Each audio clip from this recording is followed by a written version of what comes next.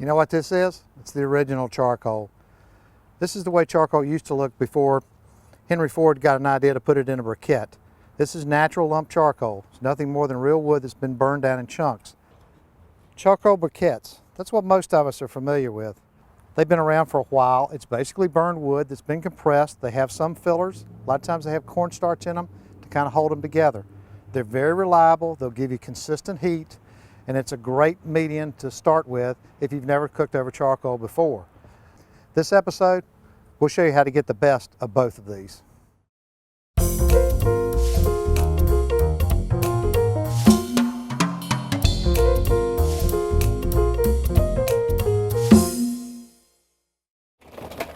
Charcoal briquettes burn relatively efficiently, and they're a great way to learn how to cook on charcoal. They're very reliable. They'll give you consistent heat. 45 of these will burn 1 hour. When you shop for charcoal briquettes, look for solid hardwood charcoal briquettes. They have a lot less in the way of fillers and burn cleaner and hotter. Definitely avoid any of the briquettes that have lighter fluid, unless you just like the taste of the stuff on your food, which most of us don't. Serious grillers nowadays have gone to more of a hardwood lump charcoal, and that's kind of what it looks like. It's very regular, no two shapes are alike. It truly is a burn down, a true charcoal the way it was originally done. This is about how lump charcoal should look when it's ready to cook. Not totally ash gray, you'll still have a little black. It's all natural, it burns cleaner, but it really burns hotter, and that's what a lot of folks like about it. A briquette fire can get between 800 to 1,000 degrees, while lump gets over 1,400. Depending on what you're cooking, this can either be an advantage or something that you need to work around.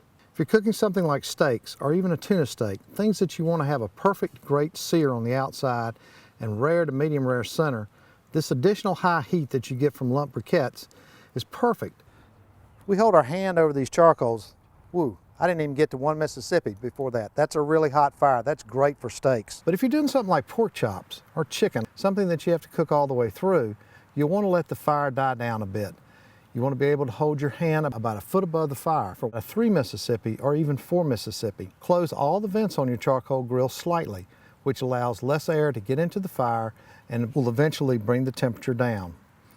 When I'm working with lump charcoal, I tend to set up a 2-zone fire, even though the food I'm cooking I might normally just cook over direct heat. After an initial sear, I'll move it over to the cooler side of the grill. So even for direct heat recipes, you'll end up using more of a combination method when you cook on lump charcoal. When you open a bag of lump charcoal, you may find that there's a huge variety in the sizes of the chunks. Some brands are more consistent than others, but they're all less consistent than briquettes.